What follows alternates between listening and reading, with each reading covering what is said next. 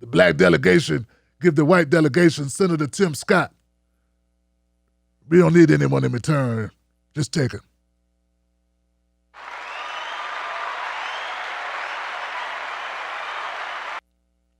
Republicans had a game plan. Their plan was to present a speaker after Joe Biden that was just as horrible as Joe Biden. Ladies and gentlemen, I give you Tim Scott. Now, Tim Scott started off telling you his backstory. I didn't care about Tim Scott's backstory. I know enough about Tim Scott. I know about his opportunity zones.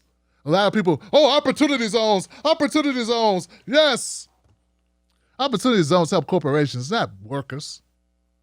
Doofus. You can open up a business, don't have any employees. Just open the business up in an opportunity zone, get a tax break. Place to park your money. Make more money, get a tax break. Sort of like what Tim Scott did with his opportunity zone business. There was nothing in the opportunity zone legislation that forced those businesses that took advantage of opportunity zones that had to hire local people. So the idea was, we're going to put business and give business incentives to put businesses in local communities. Yeah, but not every business is a pizza shop. Not every business is a local business, a brick and mortar that does business that has to hire people because you can't have people virtually work. But what are people doing during the pandemic? Virtually working. Where were those people employed from? Where were those people from? All over the world, maybe even out of the country. Who knows? So opportunity zones were a lot more beneficial for corporations than workers. I just want to say that clearly because there are people who pulled that out of their ass, have done no research on opportunity zones whatsoever. Also, the people that defended Tim Scott, before we even get to what he said, about his, what was it? Shit he saw. His legislation to reform police department. His big whopper, piece of legislation was about making people wear body cams. But you know what? He had no enforcement mechanism attached to what would happen if you didn't wear the body cam. Because he didn't want to piss off cops. It was more like a suggestion. If there's no punitive punishment for not wearing the body cam, what the hell is the legislation about? Now, of course, the Democrats didn't want Tim Scott to pull one over on them or get a victory lap on their watch. But let's not act like Tim Scott's pandering to the law enforcement structure self was actually putting together legislation that ended qualified immunity. It didn't. That actually was going to prosecute cops for civil rights violations. It didn't. Or have any type of punitive qualities to it for cops that did not wear those body cameras. It did not. So stop just pulling stuff out your ass. Just because you said police reform on the title doesn't mean the legislation had any teeth to actually reform the police. Why the hell do you think Tim Scott came up with it? He's a cop guy. He's a right-wing guy whose base consists of law enforcement. Think. Now that that's out the way, now that I got your attention, let's go to Tim Scott.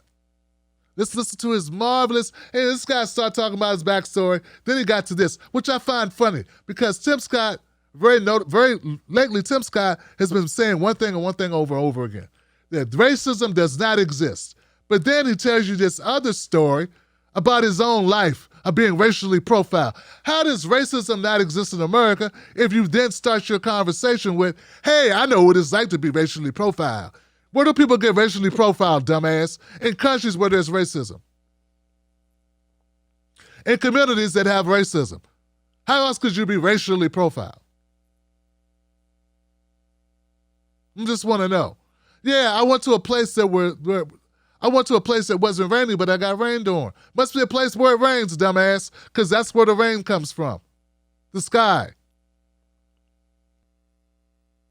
The Supreme Court. This is not common ground. Nowhere do we need common ground more desperately than in our discussions of race. I have experienced the pain of discrimination. I know what it feels like to be pulled over for no reason, to be followed around the store while I'm shopping. See, what I don't like, he doesn't use the word racism, he calls it discrimination. You know, I can discriminate against spinach. When you discriminate based on color, that's racism. If you're of a power group, like if you're the police, or if you're hiring people, or if you're enrolling students and you discriminate based on race, that's called racism, Tim. I know you don't want to use the word with the hard R. That's what it is, though.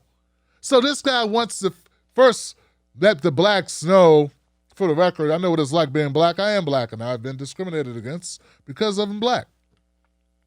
And then he goes on to also go further with this, that his suffering, his pain and suffering. The Supreme Court, this is not common ground. I've also experienced a different kind of intolerance. I get called Uncle Tom and the N-word by progressives, by liberals. Just last week, a national newspaper suggested my family's poverty was actually privilege. Because a relative owned land generations before my time. Believe me, I know firsthand, our healing is not finished. In 2015, after the shooting of Walter Scott, I wrote a bill to fund body cameras. Last year, after the deaths of Breonna Taylor and George Floyd, I built an even bigger police reform proposal. But my Democratic colleagues blocked it. I extended an olive branch. I offered amendments, but Democrats used a filibuster to block the debate from even happening. My friends across the aisle seemed to want the issue more than they wanted a solution. But I'm still working. I'm hopeful that this will be different. When America comes together, we've made tremendous progress, but powerful forces want to pull us apart. 100 years ago, kids in classrooms were taught the color of their skin was their most important characteristic. And if they looked a certain way, they were inferior. Today, kids are being taught that the color of their skin defines them again. And if they look a certain way, they're an oppressor. From colleges to corporations to our culture, people are making money and gaining power by pretending we haven't made any progress at all, by doubling down on the divisions we've worked so hard to heal. Tim Scott believes that the healing is not finished. No, you can't heal something if the wound is still being penetrated. Let me explain. The structural racism is still taking place in America. If the structural racism, with the way police, with the way real estate is meted out, the way interest rates are arrived to, the way courts of prosecutors prosecute black poor people, like if all these things exist, if the poor neighborhoods, predominantly black neighborhoods, have the worst water, the worst air, the worst of all things, then that's racism still embedded in the system. How are you supposed to heal if the thing that's hurting you is continuing? Tim Scott's talking as if we live in a utopia where everything's over and everyone's good now. But he said people called him Negro, N-word. Who calls people N-word? It calls you a nigger, a lost nigger. Now, I can't speak for white progressives who would use that. They shouldn't. You don't get a white pass for me, or a black pass for me as a white person to be able to do that. So I guess he's probably making it up anyway. This horrible speaker with his horrible lines of BS. They call me a Tom. Yeah? I wonder why. I refer to you more of as sort of a Stephen from Django, actually, but Tom will work. In fact, I got a big beef with this guy. The fact that every time I look up my name in Google, his picture comes up. Because he's black. Why is that, Tim Scott? Yeah, look up Tim Black, anybody, in Google. You'll see Tim Scott come up. Because he's black. But you'll say, we need to stop focusing on race. Even Google focuses on race with you, dumbass. Even the algorithm does. Yeah, even the algorithm's racist. Your name's Tim Scott, and you come up for results for Tim Black because you're black. Tim is black, or Tim Scott's black, or whatever. So that comes up. It's amazing the only black senator from the GOP says there's no racism. And we need to heal, and it's all our fault for talking about race is what makes race. And I hate Morgan Freeman started that shit. Tulsi Gabbard's continuing it. Her supporters enable it. Tucker Carlson fucking facts of life, bullshit analogies or outlooks on race. If we just stop talking about COVID, it'll go away, right? Only if we would stop talking about it. This guy's from the South, guys. The South is still very fucking racist. So is the North, the East, and the West. But Lord, guys, come on, guys. There are white people in the South, you know damn well Tim Scott's full of shit. Stop lying. Stop lying because you want to be with a certain team. There are racist Democrats and racist Republicans. You really want to, come on now. You may not like me. You may not like progressive politics. But are you with a straight face, Johnson, going to pretend if you live in the South, you don't know that there's racism in the South? He lives in the South. He's a senator from, which one? South Carolina. And you really want to float that bullshit that it's all about healing now, that there's no racism in the South? Come on, man. Come on. I mean, I know you're a liar, but you can't be a goddamn liar. Don't be a goddamn liar. That's like lying to the highest degree. You know better than that. What else do I got anything else on Tim Scott? Guy's horrible, man. It's a horrible liar. Meanwhile, we're trying to get reparations. Yes, reparations. We're trying to close the racial wealth gap. We're fighting to get policies that actually impact black lives. And then we got this guy undermining what we do just to make sure he's good.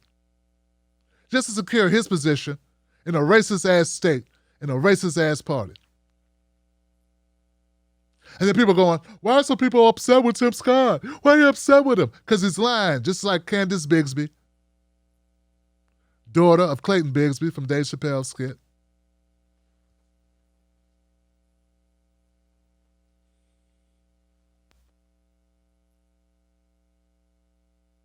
One good thing came out of all of this. I was able to make this meme. We've reinstituted the racial draft, guys. The black delegation give the white delegation Senator Tim Scott. We don't need anyone in return. Just take it.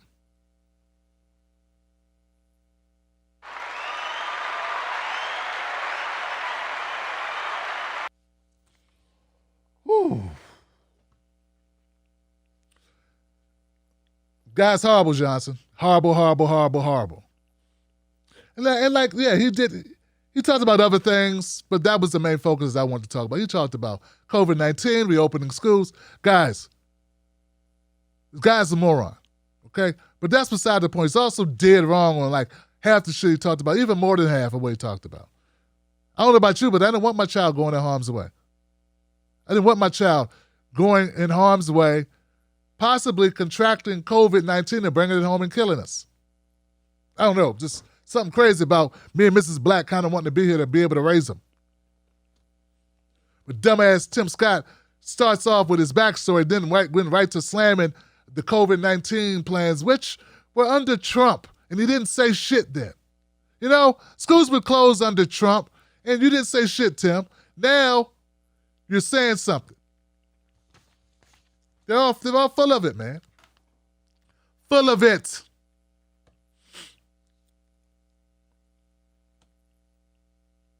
Yeah. We need to just try to be better as I beg white people to like me. Please like me more. I'm as meek as I can be. You'll find no bass in my voice, no urgency in my words. I'm just a man begging to be accepted.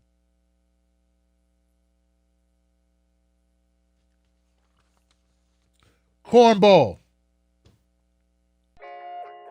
Let me ask you something. Do they know us? When I say they, I mean the talking heads on cable news. Do they know you? I mean, they talk about the world as if it's a sport. They play political games, report on our pain, rack our brain to feed the stock exchange, but do they know us? Do they know what we care about? Nope. They're too far away. They can't see us. They can't feel us. They can't relate to us. See, when you want to know what's going on in your world, trust someone who lives in your world. Subscribe.